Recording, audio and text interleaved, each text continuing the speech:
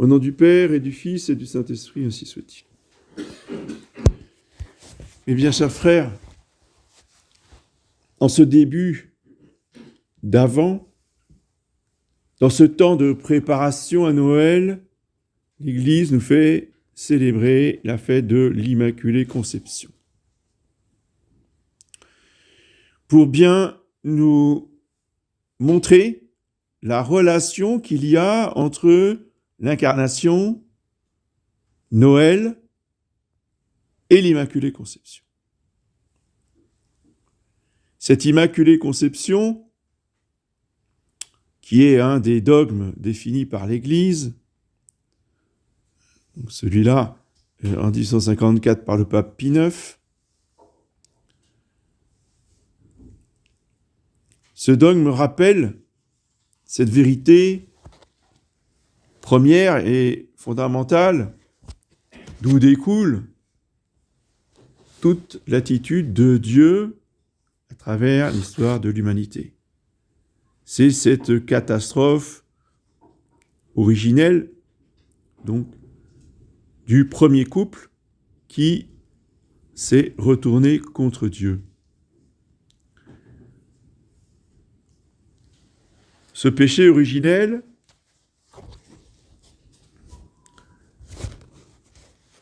qui consistait à désobéir à Dieu.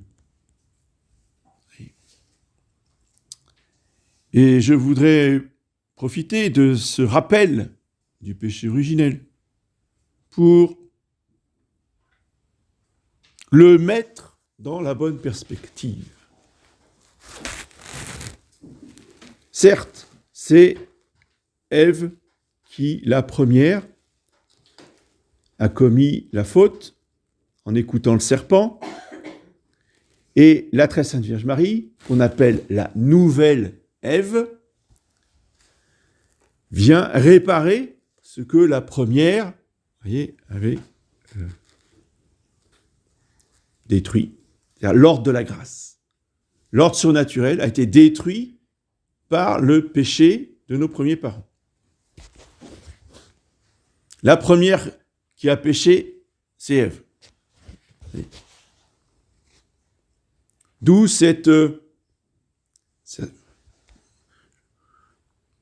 trop fort de parler de tradition, mais cette coutume, on va dire, qui traverse les âges, comme quoi, si tous nos malheurs sont arrivés, c'est à cause des femmes.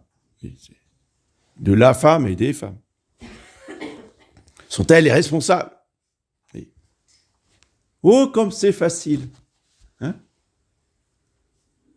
Oui. C'est typiquement masculin, ça. Ça a commencé comme ça. Hein. Quand Dieu, est-ce qu'il a fait appeler à Ève ? Est-ce qu'il dit à Ève, oh là, qu'est-ce que tu as fait là ? Non. Remarquez bien comment, relisez la Genèse. Il n'appelle pas Ève. Il appelle Adam. Il dit, Adam, viens voir là. Pourquoi tu te caches ? Adam, et tout d'un coup, il avait peur. Pourquoi tu te caches ? Ah, mais parce que la femme, c'est pas moi, c'est la femme que vous m'avez donnée, hein, que vous m'avez donnée. Donc c'est vous le responsable, et puis après, c'est elle. Moi, je suis une pauvre victime. C'est ça, les hommes sont des victimes.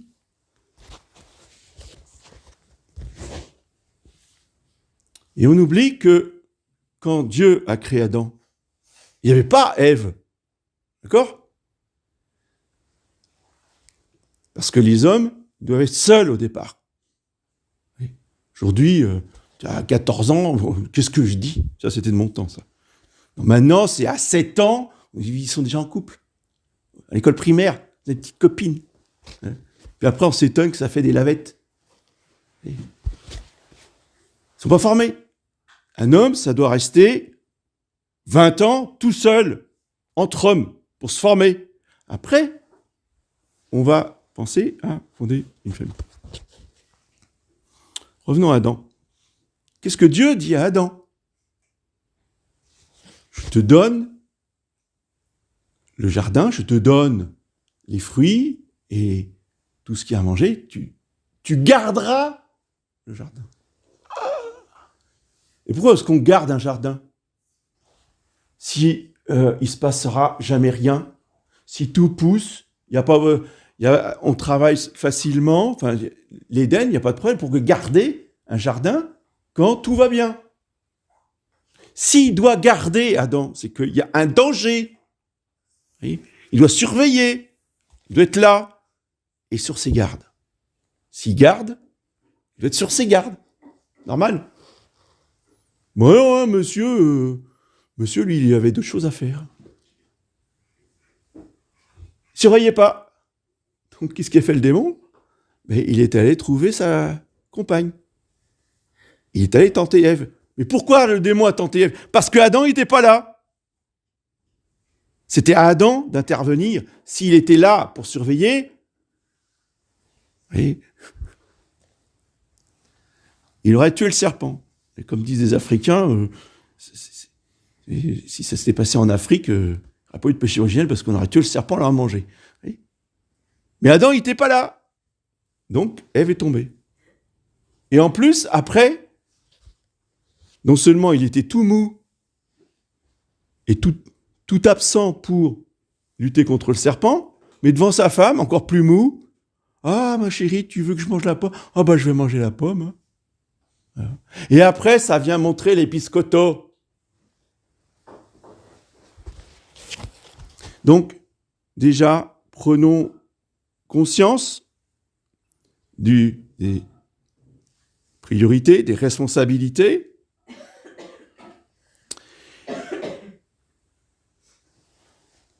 Et voyons ensuite comment Dieu répare. Dieu répare par l'Immaculée Conception, d'accord? Mais l'Immaculée Conception, elle n'est pas toute seule. L'Immaculée Conception, elle n'aurait rien pu faire s'il n'y avait pas Saint Joseph. Oui. Saint Joseph, le chef de la famille, c'est lui qui répare la faute d'Adam. Oui. Et la très sainte Vierge Marie répare la faute d'Ève. Oui. On oublie trop que ça marche ensemble. Hein. C'est un couple qui tombe, c'est un couple qui répare. Saint Joseph et la Sainte Vierge. Oui. Parce que si Saint Joseph n'avait pas donné son consentement pour que le Seigneur Jésus soit vraiment son enfant, pas selon la chair, d'accord, mais son enfant quand même, oui, c'est pas l'enfant d'un autre, il n'adopte pas un enfant étranger. Nous, on adopte des enfants qui viennent d'autres couples. Ça, c'est les choses humaines. Mais dans le couple de la Sainte Famille, il n'y a pas d'adoption. Oui. C'est une façon de parler. On ne va pas critiquer, c'est une expression qui existe depuis longtemps, mais ce n'est pas la réalité exacte. La réalité exacte, c'est que Saint Joseph est le père virginal, est le père virginal de Jésus. Il y a une véritable paternité qui s'exerce du côté de Saint Joseph.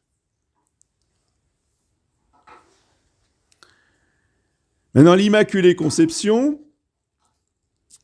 que nous fêtons aujourd'hui, oui, c'est l'exemption de Marie par rapport à ce péché qui se transmet de génération en génération.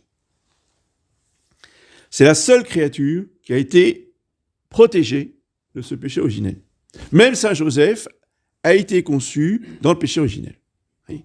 Il a été sanctifié très vite après, alors très vite, 1 jour, 2 semaines, 3 semaines, 1 mois, 2 mois, personne ne le sait, Dieu le sait. Enfin, avant la naissance en tout cas. Mais il a eu le péché originel. Tandis que la très sainte Vierge Marie, elle n'a jamais eu le péché originel. Et elle nous a révélé son nom, oui, après la définition du dogme par le pape Pie IX, 1854, Lourdes, 1858, pour révéler au monde le mystère de sa personne, qui va bien au-delà du fait qu'elle a été conçue sans péché. Elle ne dit pas « j'ai été conçue sans péché ». Elle ne dit pas « j'ai été conçue immaculée ». Pas ce qu'elle dit. Ça, c'est le dogme. Ça, c'est la fête d'aujourd'hui. J'ai été conçue immaculée, c'est la fête d'aujourd'hui. Et c'est pas ce qu'elle dit à Lourdes. À Lourdes, elle dit « je suis l'Immaculée Conception ». Ce qui est totalement différent. Qui n'est pas contraire, mais qui va beaucoup plus loin, qui développe le mystère de son Immaculée Conception. Et quand est-ce qu'elle dit ce nom « je suis l'Immaculée Conception » ? Le 25 mars, jeudi 25 mars 1858. Le jour de l'Annonciation, pour bien faire le lien entre sa conception à elle, immaculée, et le fait qu'elle conçoit de façon immaculée le Verbe incarné, pas simplement le Verbe incarné Jésus, mais le Verbe incarné corps mystique. C'est-à-dire que ce sont tous les membres de l'Église qu'elle conçoit de façon immaculée. Et cette conception est divine, parce qu'elle est humaine. Or, tout être humain ne peut pas être la conception. Aucune femme ne peut être la conception. Aucune femme va dire « je suis la blancheur ». Non, madame, vous avez la peau blanche. C'est pas pareil. Vous n'êtes pas la blancheur. Etc. Donc, la très sainte Vierge Marie, en tant que personne humaine, n'est pas la conception. Oui. Donc, ce qu'elle dit, le nom qu'elle révèle, n'est pas son nom à elle, Marie de Nazareth. Oui. C'est pas possible. Elle est une femme comme toutes les autres femmes, donc elle ne peut pas être la conception. Alors, comment se fait-il qu'elle nous dise « je suis l'Immaculée Conception » ? Eh bien, le père Kolb a beaucoup écrit sur cette question. Vous savez que c'était il s'appelait le Chevalier de l'Immaculée, c'est le titre qu'il avait donné à sa revue, qui a été édité à des millions d'exemplaires et en des dizaines de langues différentes, dont il n'y a plus un seul exemplaire. Petite remarque au passage. Des millions d'exemplaires à l'époque, pas un seul exemplaire aujourd'hui. Ni dans les archives, ni dans les bibliothèques, ni nulle part. Ça a totalement disparu.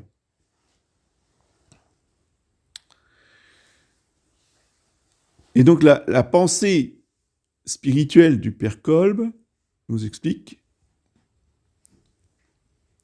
des mystères insondables, mais quand on le dit avec des mots simples, eh bien, on peut le contempler. On ne peut pas le comprendre, hein, évidemment, mais on peut le contempler. Je suis, c'est le nom de Dieu. Quand Moïse demande à Jéhovah, dans le buisson ardent, « Quel est votre nom ? Qu'est-ce que je vais dire au peuple ? Comment vous appelez ?» Et Dieu répond, « Je suis. » C'est tout. C'est son nom, « Je suis. » Je suis, c'est-à-dire que je suis dans un éternel présent. Je n'étais pas, je ne fus pas, je ne serai pas, je ne suis que je suis, et pas autre chose. Donc je suis, c'est le nom de Dieu. Donc quand la très sainte Vierge dit « je suis », elle ne parle pas d'elle, elle parle de Dieu. Attention, Dieu, Immaculée Conception.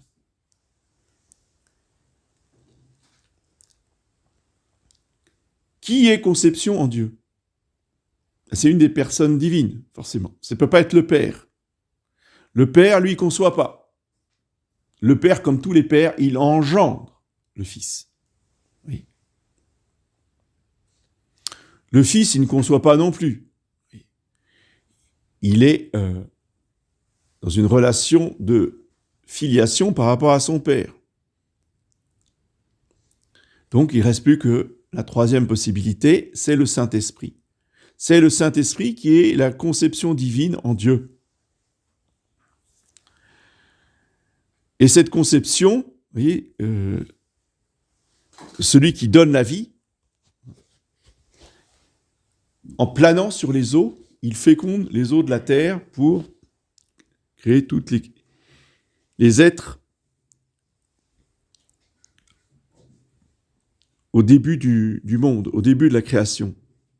C'est qui est un rôle proprement maternel. Et donc quand l'archange Gabriel rentre dans la maison de Nazareth pour proposer à la très sainte Vierge Marie d'être la mère du Sauveur, et qu'elle lui demande comment cela se fera-t-il, justement, puisqu'elle connaît point d'homme. Alors elle dit, elle ne conteste pas, mais enfin elle demande des explications, parce que c'est incompréhensible. Elle a fait vœu de virginité, et l'ange qui vient là, il lui dit, vous allez être mère du Sauveur, d'un homme que vous appelez Jésus. Alors, elle n'est pas contre, parce que depuis qu'elle est toute petite, elle attend, elle prie, elle désire l'arrivée du Messie.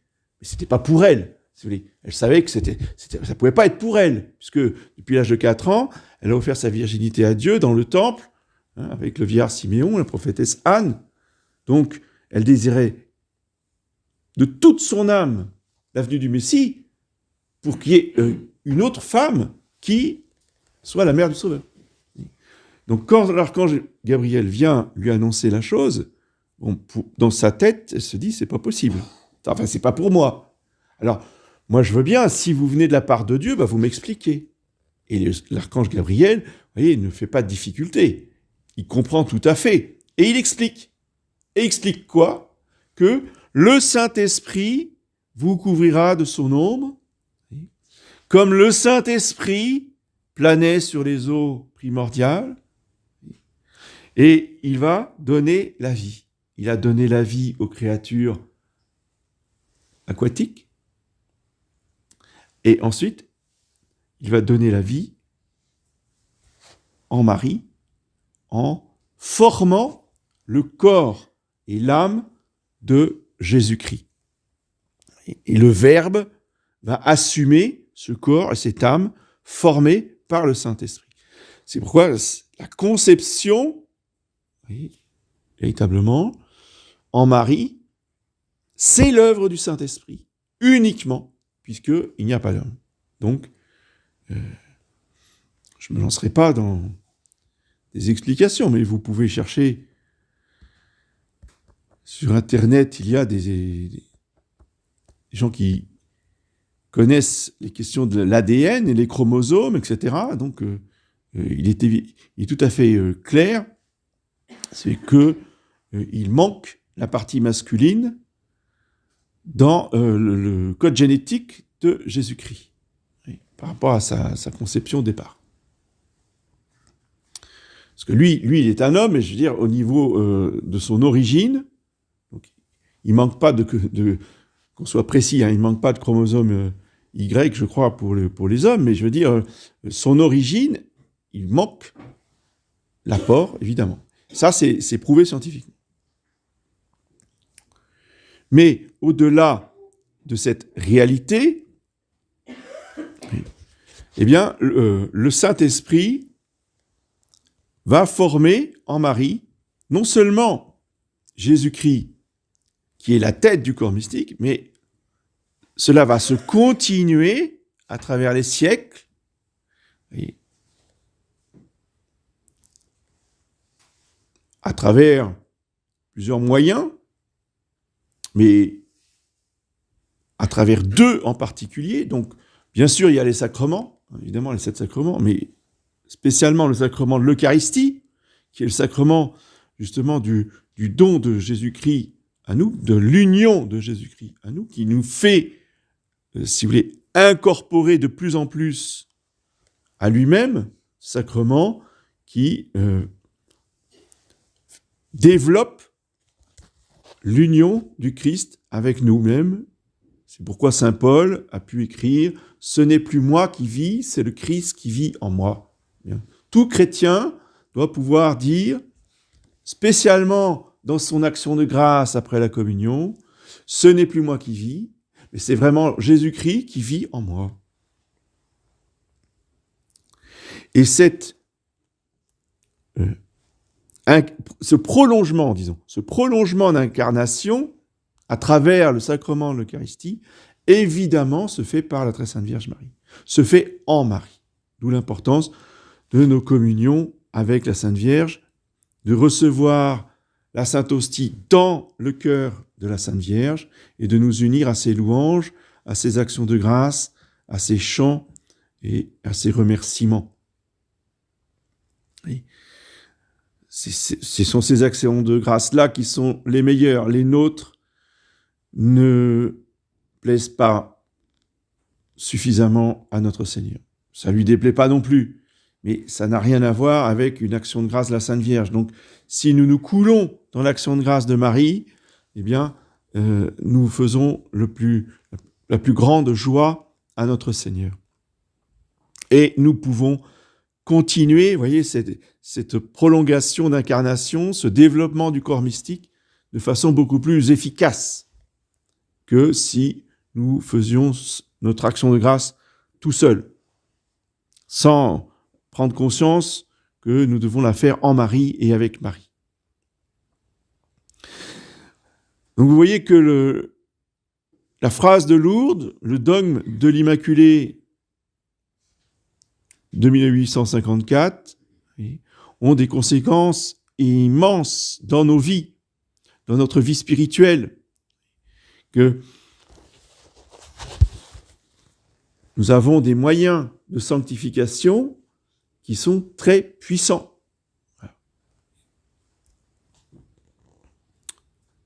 Ne nous en éloignons pas.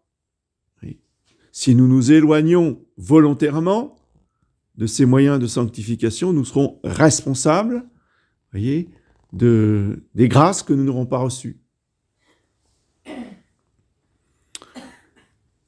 Prenons conscience du trésor que nous avons de pouvoir communier avec la Sainte Vierge. C'est un trésor qu'il faut être prêt à défendre jusqu'à la mort.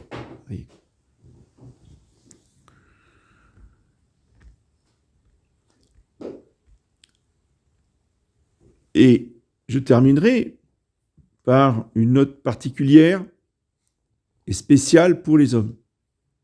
Pour les garçons, pour les enfants, garçons jusqu'à l'âge adulte. Il faut rajouter dans l'action de grâce quelque chose de plus. C'est un dialogue, un échange, un entretien avec Saint Joseph. Parce que c'est Saint Joseph qui a éduqué et qui a fait de l'enfant Jésus l'homme Jésus. Oui. Si Jésus de Nazareth, à 30 ans, était un homme parfait, c'était pas simplement parce qu'il était Dieu, c'est parce qu'il a voulu être éduqué par un homme parfait. L'homme parfait, c'est Saint Joseph. Le Père parfait, c'est Saint Joseph. Et c'est Saint Joseph qui a appris à l'enfant Jésus, il n'a pas appris au Verbe, hein, on est bien d'accord, toujours pareil avec Jésus, toujours distingué, il n'a pas appris au Verbe, il a appris à Jésus, l'enfant. Tout ce qu'il devait savoir pour devenir un homme accompli. Il faut donc que nous, les hommes, nous ayons cette relation avec Saint Joseph pour lui demander des grâces pour devenir de vrais hommes, vertueux, de plus en plus vertueux, des hommes forts, comme lui. Quelle est la définition de l'homme fort dans l'Évangile? Quand l'Évangile parle de Joseph, il dit « vir justus », l'homme juste. Oui. Bien, c'est ça qu'il faut lui demander, de l'imiter dans ses vertus, dans sa force, dans son courage, dans sa justice. Oui. Afin de devenir, pour certains, de bons pères de famille, et pour tous les autres, de véritables hommes catholiques, des membres du corps mystique, qui pratiquent les vertus masculines.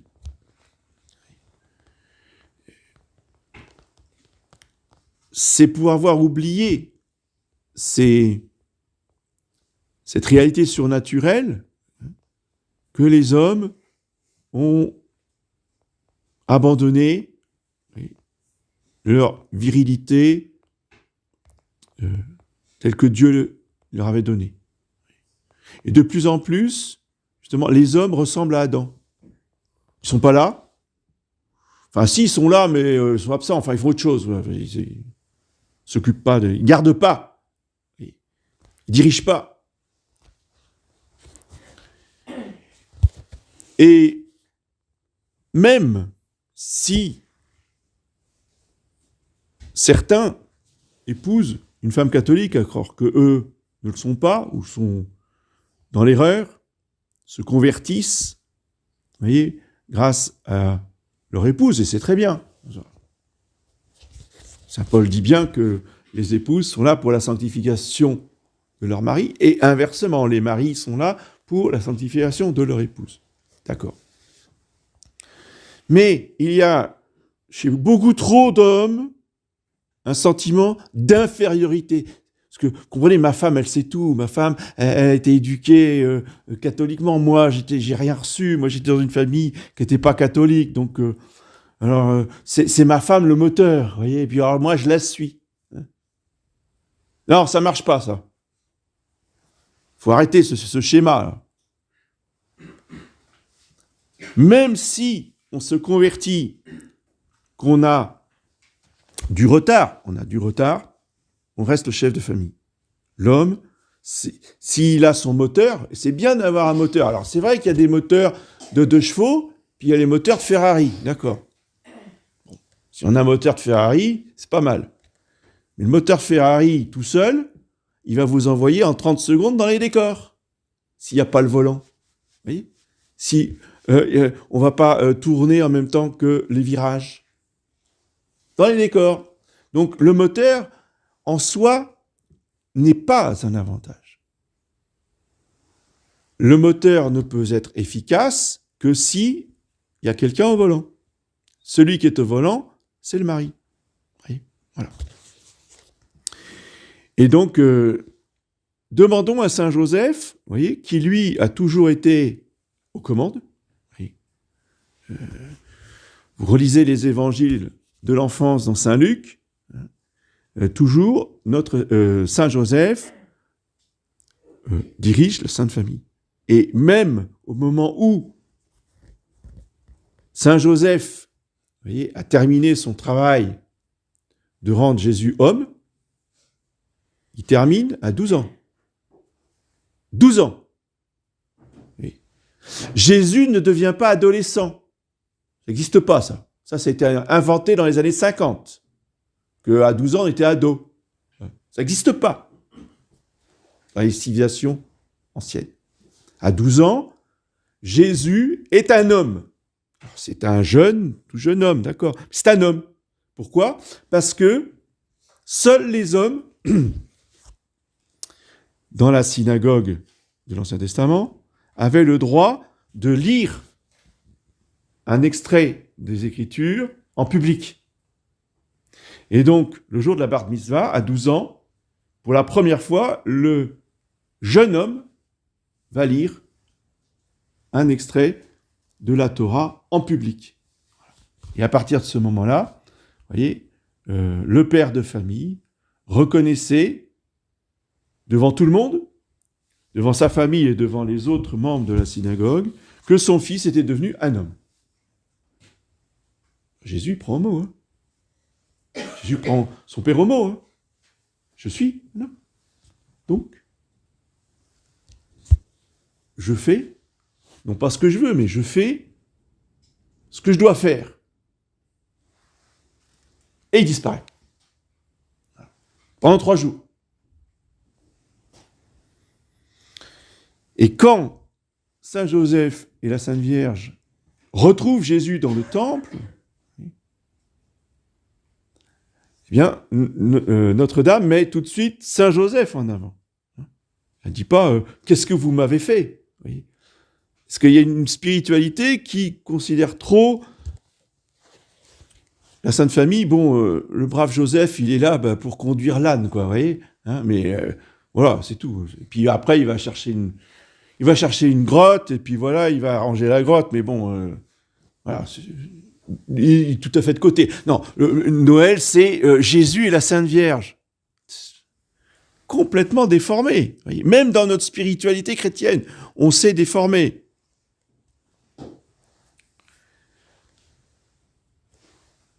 Votre père et moi, nous vous cherchions tout angoissés. D'accord ? Parce que qui menait les recherches de Jésus, c'était bien Saint Joseph. Oui.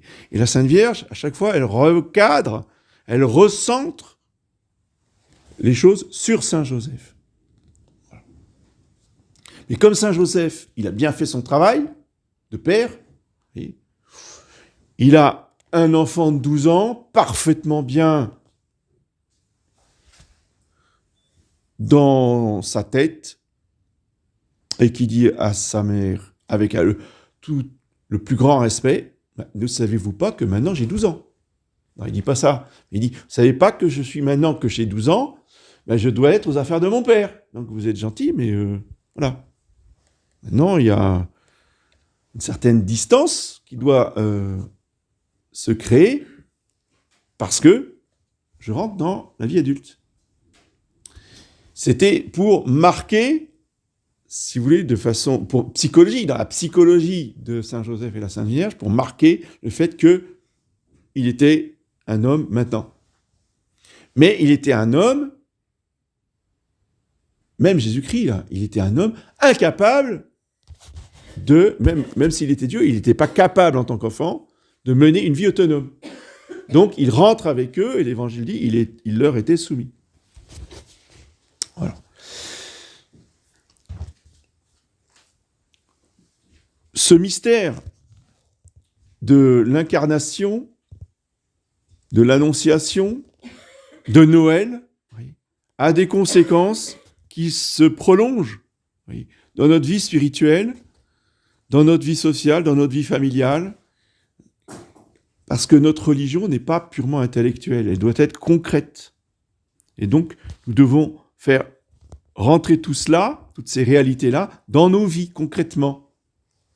C'est comme ça qu'on devient de vrais chrétiens, de vrais hommes, de vraies femmes, de vrais époux, qui exerçons les vertus masculines et les vertus féminines.